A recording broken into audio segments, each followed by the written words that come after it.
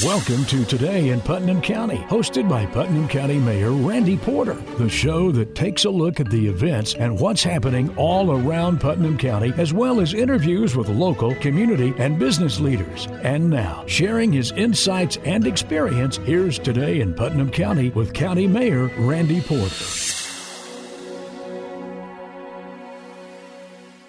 Welcome to Today in Putnam County. I'm your host, County Mayor Randy Porter. I hope you're having a great week and a great 2025 starting off. This week's show, it's about new businesses coming to Putnam County and how does all that work and what makes a new business want to decide to locate here. And so we've got one of our top restaurants here in Putnam County that's with us today, and that's the Texas Roadhouse. I've got Jim and Bridgett Jolly with me today. They own the Texas Roadhouse here and operate it. And Jim, Bridget's glad to be with me today. Thank you for being here. Thank you. Thanks for having us. So, Jim, you and I met back when you first started looking at bringing a Texas Roadhouse here, and so I thought in today's show we'd talk about all those things and decisions it's made on a level, I guess, at the corporate on these companies as to what makes you decide to want to come to a place like Cookeville and how all that goes. And then, Bridgett, part of your job is going around on these new restaurants that open, and you're training everyone on all the new staff and everything to open that restaurant, which I think is unbelievable. And how all that happens. But we want to have you all on the show and talk about all that and what a blessing you have been to our community. Texas Roadhouse is, we eat there all the time. People love it, but y'all are such a part of our community. Jim hardly misses a ribbon cutting. He's with me at almost every ribbon cutting, taking part in the chamber, and that means a lot. So I want to say thank you to both of y'all for what y'all have done. So let's go back to the beginning on Texas Roadhouse. A man by the name of Mr. Kent Taylor, I think back in 1993, Jim started it. With one? Yep, started outside of Louisville, Kentucky. Started with one store.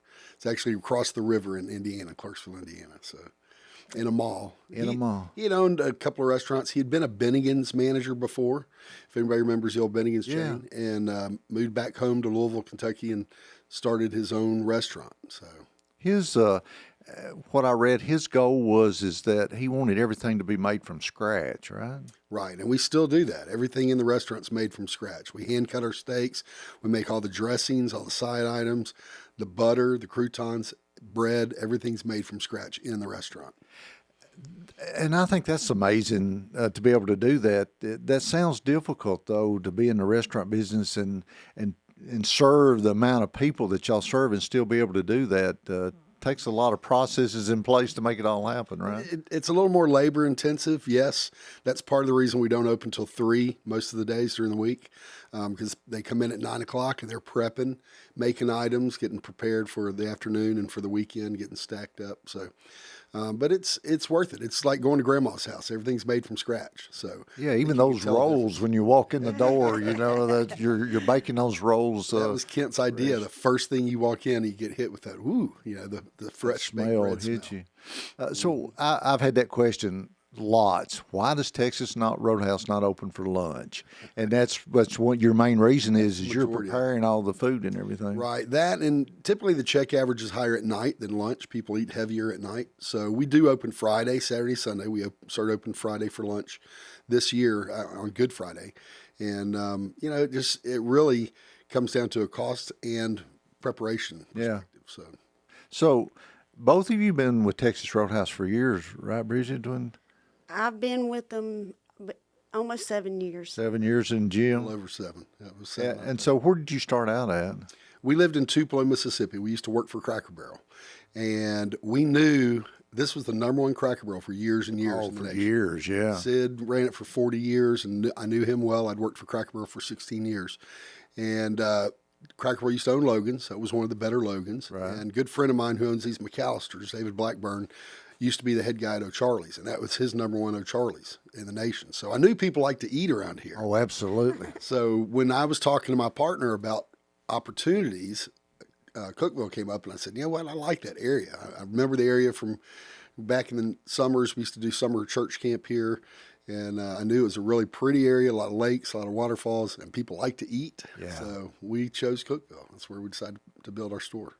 Well, and so you hit on a lot of our existing restaurants that were here. It used to not be that way in Cookeville. We didn't have a lot of eateries, but when liquor by the drink and all those kind of things passed back in the 90s, Applebee's and Old Charlie's were the first two restaurants we got. You couldn't get in Old Charlie's for, I mean, it was a huge wait line. They had one of the number one stores, you're right, Cracker Barrel, the same way. So when you're looking at a place to come to, you're looking at those kind of things as the landscape and populations and all those kind of things? Yeah, I mean, they have some people who crunch numbers at the home office and are looking at areas, but typically you can kind of tell when an area is ready for a restaurant, you know. And we draw from, I mean, Salina, Livingston, Jamestown, Sparta, all over. So we have, you know, I always say with about a 50-mile radius is our audience, you know, that we're looking for. So we're talking with Jim and Bridgett Jolly. They are the Jim, they call you the local owners, the managing partners, whatever the name is, but they're here with our Texas Roadhouse, and we're talking about what brought them here and the history of Texas Roadhouse. When you look at Texas Roadhouse and when Kent was looking when he created them, in the beginning, he wasn't real successful, was he? No, I think they actually closed 3 of the first 5. Yeah. He had a couple of stores that did really well, but the first 5, I think 3 of them just, some of them were spread out a little too far. He built one in Florida and one, you know, that just too far for demand and not enough name recognition. Yeah. But as we've grown over the years and the name has been well known, and we're up to 650 stores now. So it's really grown. That's amazing. Mm-hmm. And so what do you think was his success?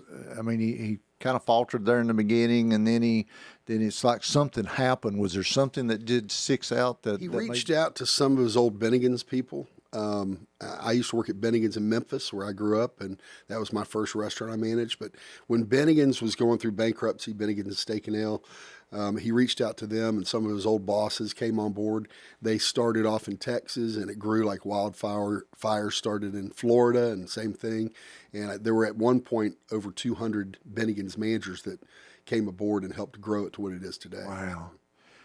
From everything I read about him, he seemed like such a nice guy. I was reading that during COVID, he donated his entire salary of $800,000 to help his employees. Yeah, he actually helped make sure everybody got a check, you know, to help pay the bills. So he was a remarkable guy. He's really eccentric, real fun to be around, but really took care of his people. And you know, he always says we're a people first company that just happens to sell steak.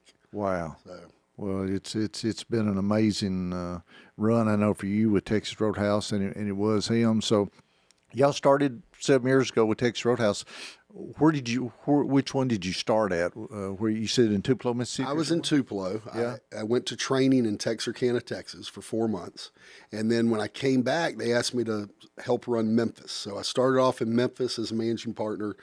Ran that for about, 6 months, I guess it was. About 8 months. And then we were slated for construction here, went through some ownership changes with the land and had some opportunities. And actually, the spot we're in now, Miller's Ale House was going to build.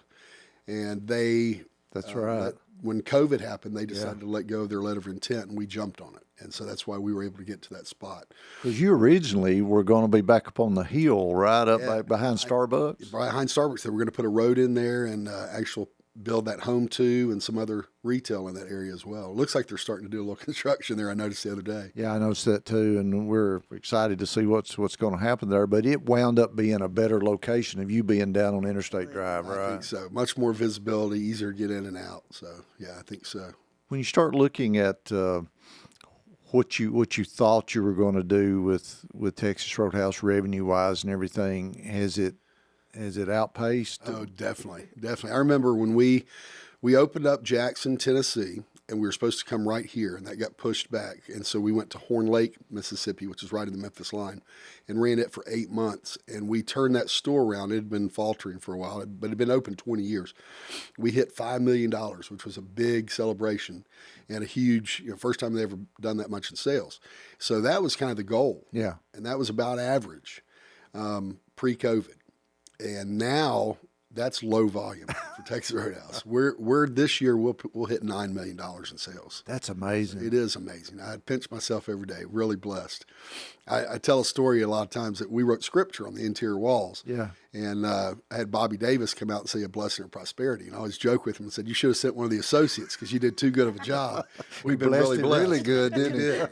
It's been good. In fact, we're building an addition right now, adding about 50 to 60 seats on the front and another dining room. So we won't talk about that. That's it's great that you're growing. Hey, we got to take a break. You're listening to Today in Putnam County. I'm your host, County Mayor Randy Porter.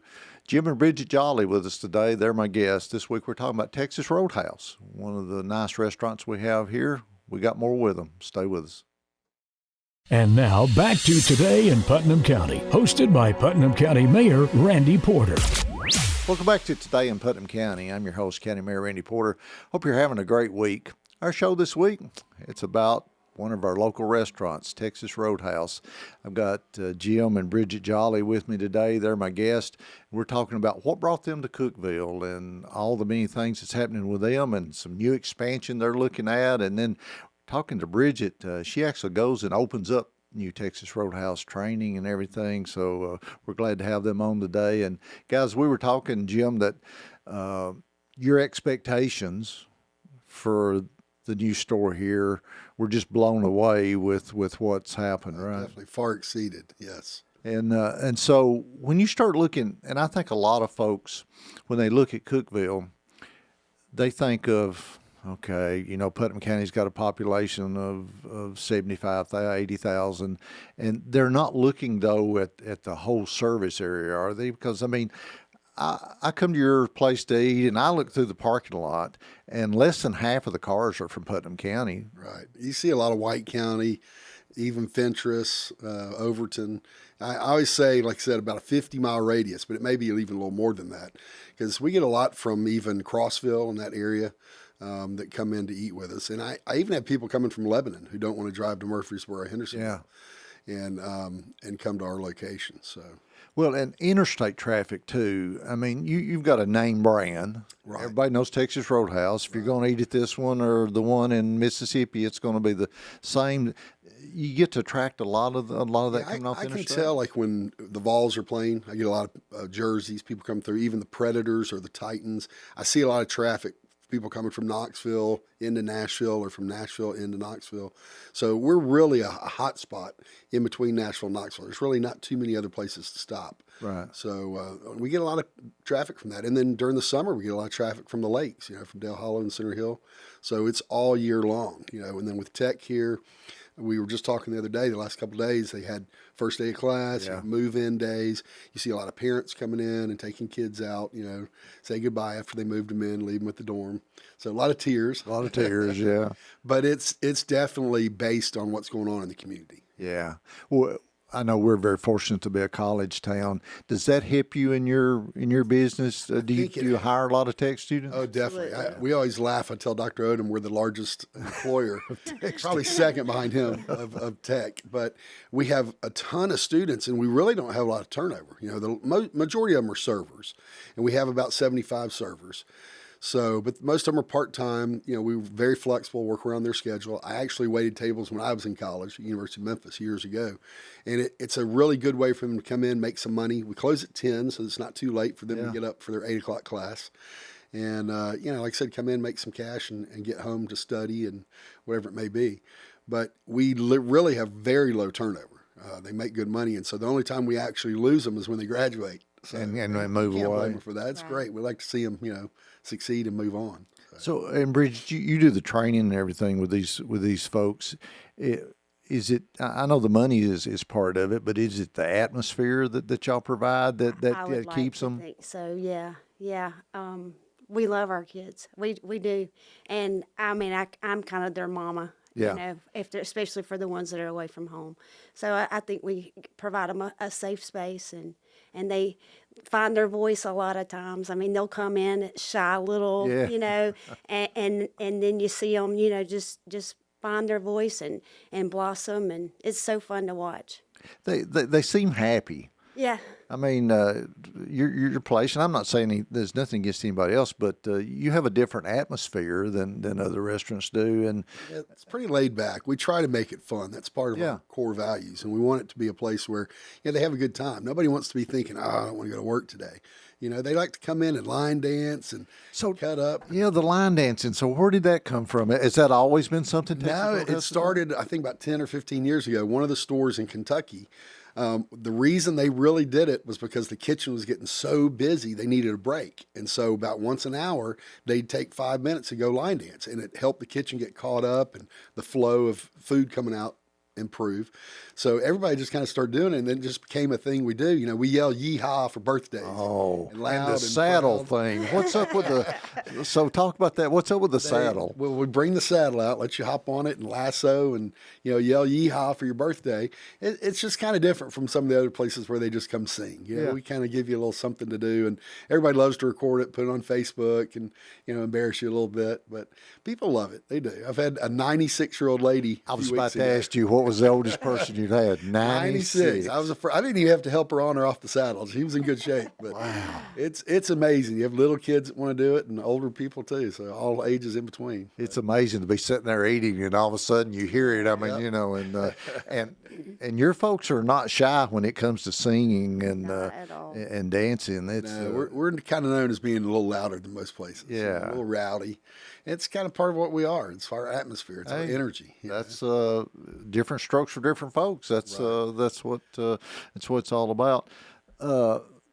Talk a little bit about you told me a number the other day that just blowed my mind, that you had like 300 and something people on a waiting list to get in to sit down at one time. Yeah, that's why we're adding on and adding another dining room. On typically Friday and Saturday nights, we go up to about 300 people waiting. And it's amazing. Some people are waiting an hour, hour and a half to come in. It's a lot easier if they'll go online. And with the app. because they can wait at home. But sometimes they'll come in, put their name on the list, and sit in the parking lot, or maybe go run some errands, go to Academy, and come back in an hour or so. But we're up to 300 people. It's like, well, we're going to be busy for a while. It's going to be stay steady. So. How many people can you turn over in a how often do you turn them over? Our goal was 200, but we're hitting about 240. We're pretty quick getting them in and out. Per hour? Per hour. So that's our power hours when we're busy and on a wait. About 240 people an hour is about the average. What's your seating capacity now? It's a little below 200. I think it's 197, 199. And then you're doing this. Help us add about 50 more seats. You're doing this renovation out to the side, and folks, if you start going by, you see the track hole and everything's already started. You're adding a new room, right? Right. They actually poured the concrete yesterday, so we're excited. It'll add about 50 to 58 seats. The tables will pull out, so we'll have room for parties, a room for areas where people want to sit with groups, and we're looking forward to it. It'll be a little bit of a grind on the kitchen at first till they get used to it, but they're pretty strong. They'll persevere. So with that kind of sales and people wanting to come, I mean, where do they start looking at a second Texas Roadhouse coming in somewhere? I mean, does corporate look at that when we they do? start? My partner is out of Brentwood. He does the real estate and builds the stores, and he kind of picks the sites. So we have 2 more coming in Nashville, one in Mount Juliet, one in Antioch. We built one in Spring Hill last year. Relocated the one in Hendersonville, and it's just been really blessed. I mean, that whole Nashville market's just booming. So it is. My sister lives in Hendersonville, and y'all just renovated or whatever you did. Relocated it to a new location. That is an amazing new store. We go down there and eat with them. It's a little bigger footprint than us, and once we get our dining room added in the front, it'll be about the same size. So we're looking forward to competing with them. Absolutely. Hey, you're listening today in Putnam County. We got to take a quick break. We're talking with Jim and Bridgett Jolly. They are the managing partners, owners, whatever you want to talk about with Texas Roadhouse. And we've been talking to them about what brought them here and how business is going and what the future looks like. Stay with us. We'll be right back. And now back to Today in Putnam County, hosted by Putnam County Mayor Randy Porter. Welcome back to Today in Putnam County. I'm your host, County Mayor Randy Porter. Hope you're having a great week. Our show this week is about one of our local businesses that moved here a few years ago. It's the Texas Roadhouse. They've been booming since they came, and we've been talking to Jim and Bridgett Jolly with Texas Roadhouse about what brought them here and what they look for in a market to look at locating, and they're doing an expansion and all kinds of things. So it's great to have y'all on the show this week. Bridgett, they call you an ad man. I know that's your title, but I talk to Jim all the time, and you're traveling all over the country. You actually physically go and went to a new store and help open it and train all the folks? I help in the back office. I help set up payroll, invoicing, inventory, and I've got 3 openings already scheduled for this year. Oh, wow. Yeah. So Texas Roadhouse is growing. Yes, very much so. And so will you go in, I mean, you go into town, are you there for weeks or to do that? Usually I scheduled about 18 days. And so you're setting up all the computer software and everything, and so from Texas Roadhouse to Texas Roadhouse, it's all the same? It is all the same. It is. So I've noticed with the touch screens that y'all have, it seems a little complicated for an outsider looking in, but the folks that are operating it, it's like it's an easy way to keep up with everything, right? And we just changed our system, and I'm telling you, like we're on an iPad. Those kids learn it faster than we do. It's like a video game. Yeah. I've got an 8-year-old granddaughter. If I don't know anything about an iPad, go ask her because she can she can do it. Do you enjoy traveling and doing that? I do. I don't like being away from him, but I do enjoy. It's fun. It's A lot of energy and get to meet new people, yeah, and yeah. it's like starting something new every time. Every isn't time. it? Yeah. Jim, we were talking about Texas Roadhouse and inflation during the break. Doesn't seem like with your prices and stuff that it's hit you as hard. I know you're having to deal with it just like everybody else is, but when you look at a lot of other restaurants where their prices have increased considerably, you seem to be able to keep yours down. How's that possible? We've always tried to be what I call the working man steakhouse. So we've always tried to be a little bit below the price point of our competitors and be a great value. Yeah. We have taken a little bit of an increase in the last couple of years just because our costs, especially on meat and proteins, have gone up. But we have absorbed some of it as well. So, we're fortunate that we're doing such huge sales that our profits are there where we can, absorb some of the cost ourselves and not just have to pass it on to the guest. That way we know they can come out to eat more often than just a special occasion. Yeah. How do you see when you start looking at the future? You have to look out a year at a time, and is inflation slowed down any for you? Is it leveled off any? It has a little bit. We've seen a couple of prices actually decrease. Pennies, not a lot, but enough that we know it's not going to keep going through the roof like it was last year. And we're fortunate we have buyers in our corporate office that buy for all 650 stores. Oh, wow. So they have some pegboard pricing where they're locked in with a rate for a year. And so there's some negotiating there, but it's really helping us maintain our costs and be able to still provide a great price point. You do your own butchering, right, on site? We age and cut all the meat, so nothing comes in frozen, pre-cut. All the chicken, all the beef, everything is in that back wall on the restaurant. We have 2 guys, Ben and Dylan, we call them our butchers, and they cut some days 1,200 pounds of meat. That is amazing. By hand. So it's pretty neat process. It really is. And is it that way in every Texas Roadhouse? Every Roadhouse. In fact, we have a competition once a year where we have a meat cutoff. We actually go to Nashville, and on the Predators practice rink, because it's got to be cold, we cut against each other, about 25 stores. And the top 2 actually just went last week to Orlando and cut for the region. So that's amazing. It was pretty neat. It really is. And the winner at the end of the competition gets a $30,000 check. So oh, wow. Pretty good deal. Yeah. That's a good competition, isn't it? To be able to win $30,000. They're paid well, but they really make you or break you. If you have a good meat cutter who gets good yield and gets good product, you're going to be successful. Sound like you've got 2 good ones. We're very fortunate, very blessed. You start looking out on the horizon, anything, you hear one person say, well, you know, the economy's not good, and you hear another person say, oh, it's good, and another one says, well, it's fixing to get great. Do you have a forecast in what you see as to how things are going? It's hard to tell because I really pinch myself every day. I really never thought we'd do the kind of sales that we're doing now. Yeah. It keeps increasing.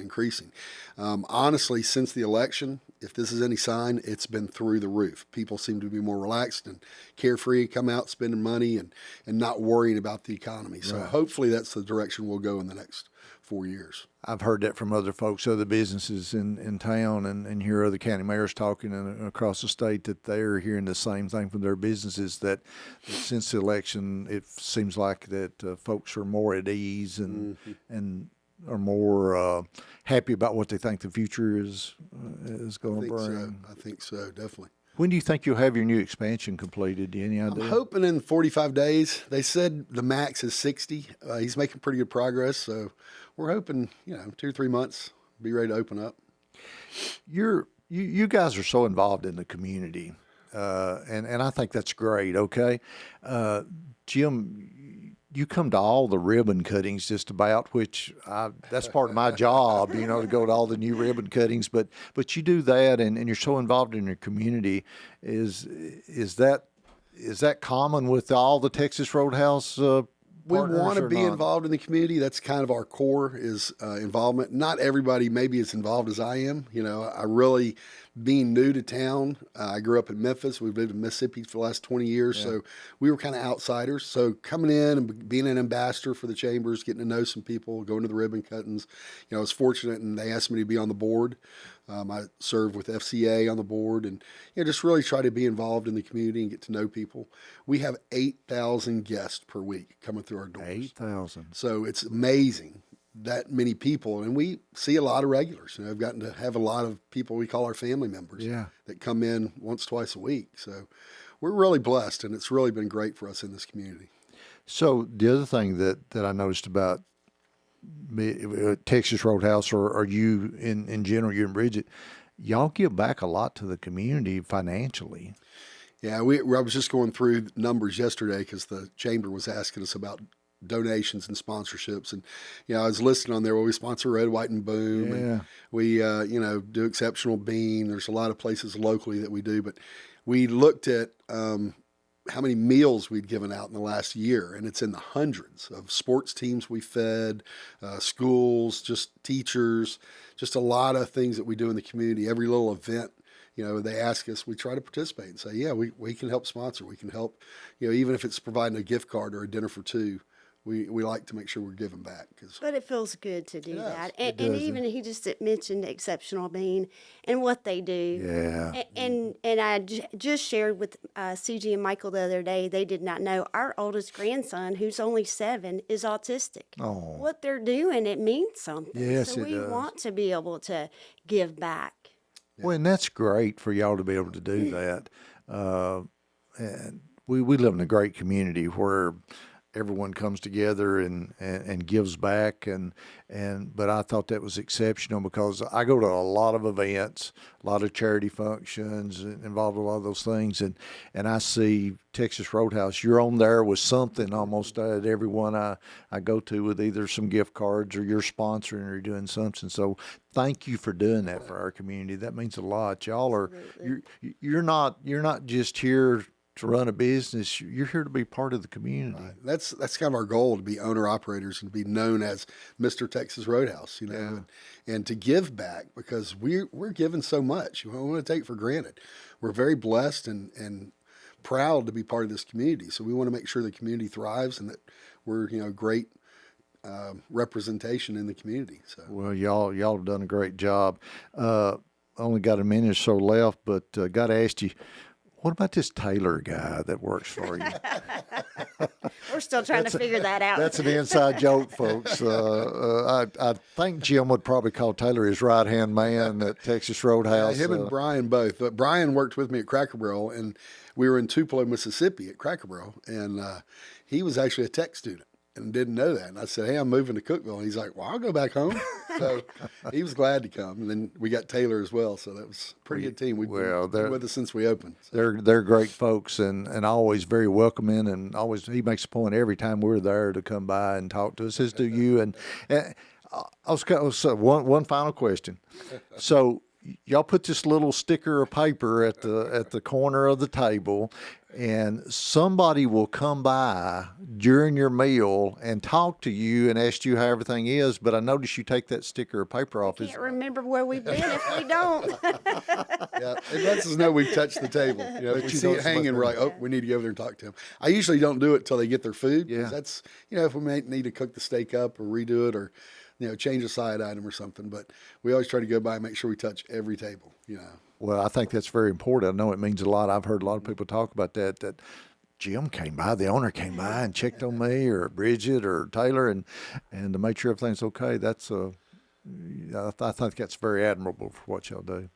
Guys, thanks for being on the show and thanks for being in our community and thanks for what you do for our community. Not only are you running a business here, y'all give back to the community and you're part of it, and we're happy you're here. Thank you. We're Thanks happy for to be having us here. today. Thank you. Hey, that's our show this week. Thanks for joining us. Hope you join us every week for Today in Putnam County. Hope you have a great rest of your week, and may God continue to bless Putnam County. You've been listening to Today in Putnam County, hosted by Putnam County Mayor Randy Porter.